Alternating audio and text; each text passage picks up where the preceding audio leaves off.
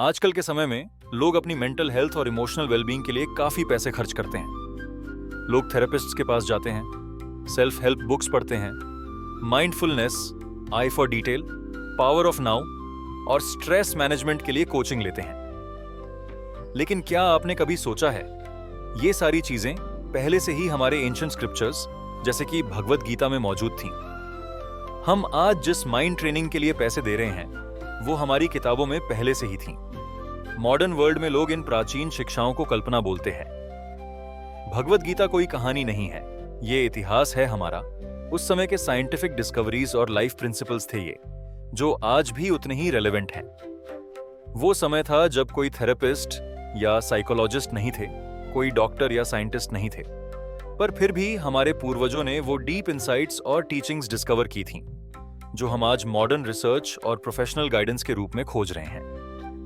भगवत गीता और दूसरी ancient texts में जो ज्ञान दिया गया था वो आज भी हमारी जिंदगी को समझने और जीने के तरीकों में सबसे ज्यादा प्रभावशाली है। हम ये क्यों भूल जाते हैं कि हमारे पास एक ऐसा ट्रेजर है जो आज के सबसे बड़े थेरेपिस्ट्स, ऑथर्स और डॉक्टर्स से कहीं पुराना और बेहतर है। क्या कभी हमने ये सोचा है, अगर हम अपनी जिंदगी भगवत गीता के प्रिंसिपल्स के हिसाब से जीना शुरू करें तो क्या बदल जाएगा? अपना कर्तव्य पर ध्यान दो, बाकी सब छोड़ दो।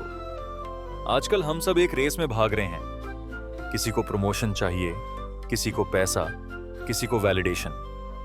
हर कोई किसी ना किसी चीज के पीछे भाग रहा है और हर दिमाग में एक ही सवाल चल रहा है, रिजल्ट क्या आएगा? सक्सेस मिलेगी या नहीं? लोग क्या सोचेंगे? लेकिन भगवत गीता हमें एक सिंपल लेकिन बहुत पावरफुल बात सिखाती है। कर्मण्येव अधिकारस्ते मा फलेषु कदाचन। तुम्हारा अधिकार सिर्फ कर्म पर है, फल पर नहीं। मतलब फोकस सिर्फ अपने एक्शन पर रखो, रिजल्ट अपने आप आएगा। अब इमेजिन करो, एक स्टूडेंट अगर हर रोज पढ़ते समय यह सोचे कि मार्क्स आएंगे या नहीं, तो वो बेचैन रहेगा और पढ़ाई में उसका ध्यान नहीं लगेगा। लेकिन वही स्टूडेंट अगर बस सिंसियरली बिना रिजल्ट की टेंशन लिए पढ़े तो वो नेचुरली बेटर परफॉर्म करेगा। मॉडर्न साइकोलॉजी इसे कहती है फ्लो स्टेट। जब इंसान रिजल्ट की चिंता छोड़कर अपने कर्म में पूरी तरह डूब जाता है तो वो अपनी पीक परफॉर्मेंस पर काम करता है। साइंस भी कहता है जब हम सिर्फ रिजल्ट पर फोकस करते हैं तो ब्रेन में कॉर्टिजोल यानी स्ट्रेस हार्मोन बढ़ता है, जो एंजाइटी, डर और डिस्ट्रैक्शन लाता है। लेकिन जब आप एक्शन पर ध्यान देते हैं तो डोपामिन रिलीज होता है, जो आपको मोटिवेटेड और काम फील कराता है। श्री कृष्ण कहते हैं परिणाम आपके कंट्रोल में नहीं है, क्योंकि उसमें कई चीजें जुड़ी हैं, जैसे टाइम, दूसरे लोगों के एक्शंस और एक्सटर्नल सिचुएशंस। लेकिन कर्म यानी एक्शन सिर्फ और सिर्फ आपके हाथ में है। तो अगर आप सिर्फ अपनी कर्तव्य को ऑनेस्टली, डेडिकेशन से निभाते जाओ तो ना सिर्फ आपका परफॉर्मेंस बेहतर होगा, बल्कि आपके माइंड में क्लैरिटी, पीस और कॉन्फिडेंस भी बढ़ेगा। आज की दुनिया में यही माइंडसेट रेयर है और जो इसे अपना लेता है वो असाधारण बन जाता है। पहले खुद पर नियंत्रण करें, फिर दुनिया पर। आजकल हर कोई दूसरों को कंट्रोल करना चाहता है। मुझे मेरा पार्टनर को बदलना है, मुझे मेरे बॉस की सोच बदलनी है, मुझे सोसाइटी बदलनी है, पर कोई खुद को बदलने के बारे में नहीं सोचता। भगवत गीता कहती है उद्रेद आत्मना आत्मानम न आत्मानम अवसादयेत। मतलब पहले अपने मन को उठाओ, उसे सुधारो। आज का इंसान दूसरों के एक्शन से परेशान है, पर खुद के इमोशंस, डिजायर्स और हैबिट्स पर जीरो कंट्रोल है। सोचो, हमें गुस्सा आता है, हम भड़क उठते हैं। कोई कुछ कह दे, हम टूट जाते हैं। इंस्टाग्राम पे कोई अच्छी लाइफ दिखा दे तो हम इनसिक्योर हो जाते हैं। क्या यही मास्टरी है? सच्ची शक्ति तब आती है जब आप स्वयं पर नियंत्रण कर सकते हैं, अपने विचारों, अपनी इच्छाओं, अपने आवेगों पर। आज हर कोई बाहर की दुनिया पर विजय पाना चाहता है। जो आंतरिक लड़ाई जीतता है वही असली योद्धा है। मॉडर्न साइकोलॉजी भी मानती है इमोशनल इंटेलिजेंस यानी खुद के इमोशंस को समझना और मैनेज करना आज की दुनिया में सबसे जरूरी स्किल है।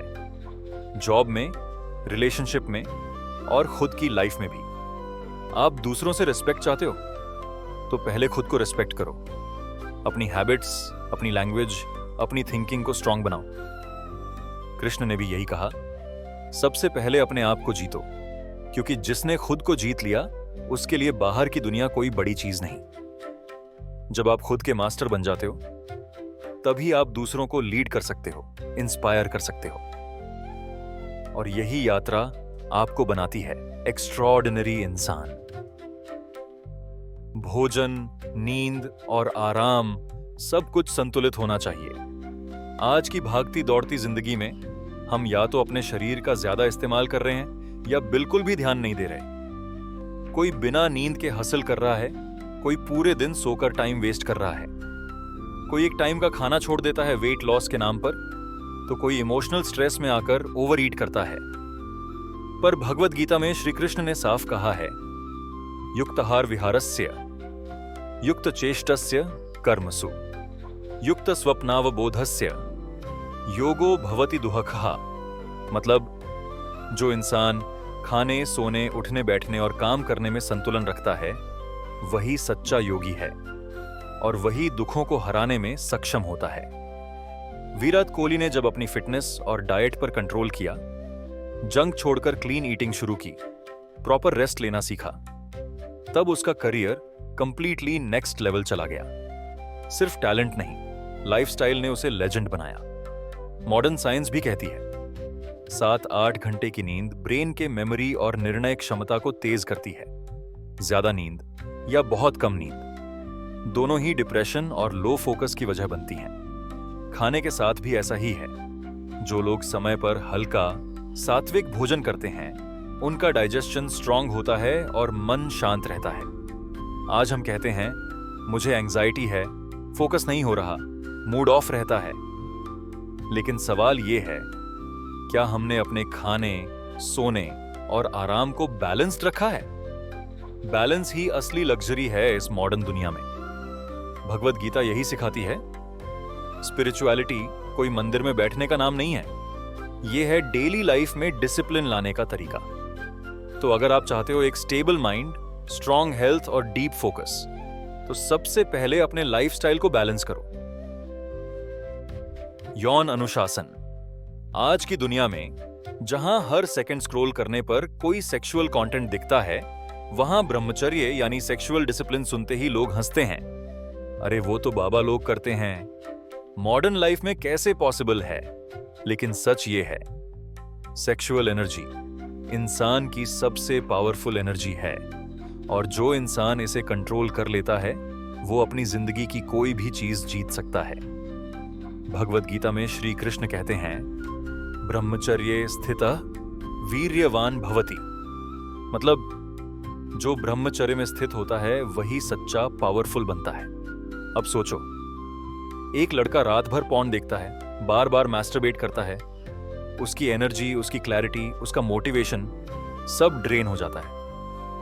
उसे पता भी नहीं चलता कि वो धीरे धीरे अपनी एम्बिशन खो रहा है। साइंस कहता है हर बार मास्टरबेशन के बाद ब्रेन में डोपामिन की फ्लड आती है, जिससे कुछ समय के लिए तो आप अच्छा महसूस करते हैं, लेकिन बाद में गिल्ट, फैटीग और लो कॉन्फिडेंस आता है। समय के साथ यह आदत आपकी इच्छा शक्ति को कमजोर कर देती है। निकोला टेस्ला, जिसने इलेक्ट्रिसिटी को रीडिफाइन किया, उसने लाइफ लॉन्ग ब्रह्मचर्य अपनाया ताकि वो अपनी सेक्सुअल एनर्जी को इन्वेंशन में कन्वर्ट कर सके। MS धोनी अपने काम, माइंड और फोकस के लिए जाने जाते हैं। डिसिप्लिन उनकी लाइफ का कोर है, जिसमें सेक्सुअल डिसिप्लिन भी शामिल है। ब्रह्मचर्य का मतलब ये नहीं कि आप शादी ना करो। इसका असली मतलब है अपने इच्छाओं के गुलाम मत बनो, मालिक बनो।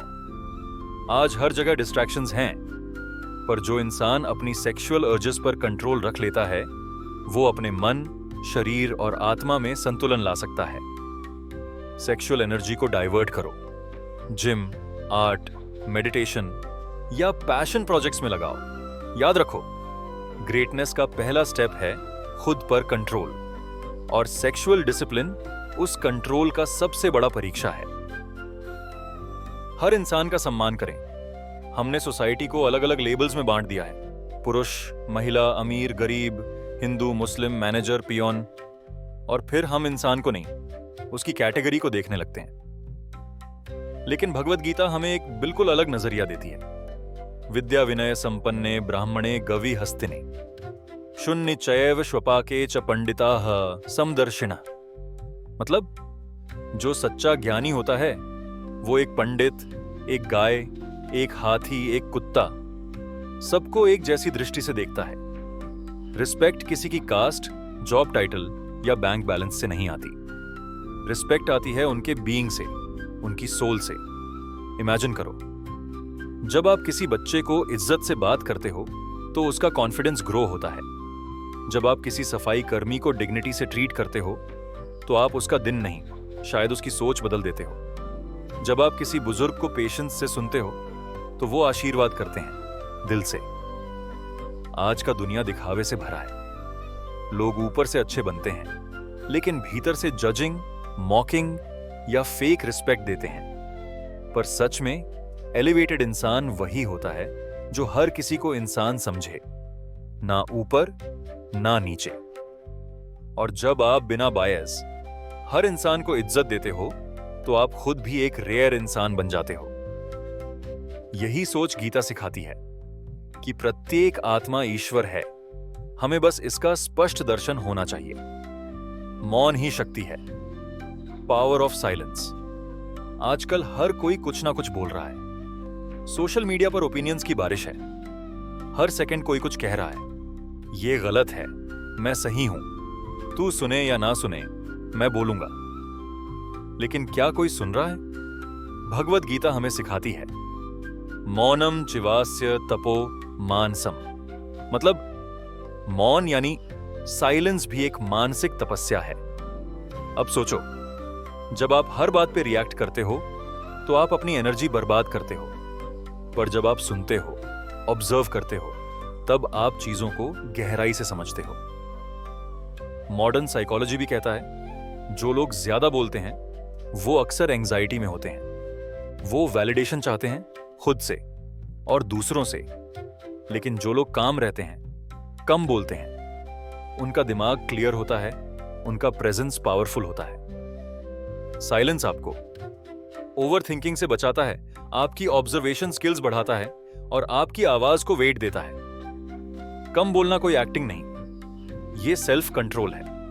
आपका साइलेंस आपका कैरेक्टर डिफाइन करता है। इसीलिए नेक्स्ट टाइम जब मन करे हर चीज पे बोलने का, तो पॉज करो, सोचो और सिर्फ वहां बोलो जहां सच में जरूरी हो। क्योंकि जो इंसान कम बोलता है वो दूसरों की नहीं, अपनी इनर वॉइस सुनता है। हम सब बाहर की दुनिया में कुछ ना कुछ जीतने की दौड़ में हैं। प्रमोशन, पैसा, रिलेशनशिप, वैलिडेशन। पर असली जीत अपने ऊपर होती है। भगवद गीता हमें बार बार याद दिलाती है, अगर तू अपने मन को जीत ले तो तू दुनिया में किसी चीज से नहीं डरेगा। आज जब दुनिया डिस्ट्रैक्शन से भरी है, जहां हर सेकंड आपकी अटेंशन खरीदी जा रही है, वहां ध्यान से जीना ही विद्रोह है। एक लड़का जो सिर्फ अपने कर्म पे फोकस करता है, जो सेक्सुअल एनर्जी को वेस्ट नहीं करता, जो कम बोलता है, गहराई से सोचता है, जो अपनी नींद, खाना और डिजायर को बैलेंस में रखता है। गीता का मैसेज सिंपल है, अपने को जीत लो, फिर दुनिया आपके पीछे आएगी। ना ये पुराना है, ना रिलीजियस, ये आज की सबसे बड़ी जरूरत है। एक ऐसा माइंडसेट जो आपको भीड़ से नहीं, खुद से कनेक्ट कराता है। अगर आपको ये वीडियो अच्छा लगा है तो लाइक जरूर करें, अपने दोस्तों के साथ शेयर करें और ऐसी ही अनोखी कहानियों के लिए अनोखा फैक्ट्स को सब्सक्राइब करना न भूलें, क्योंकि सच्चाई, रहस्य और डर, यहां सब कुछ मिलेगा।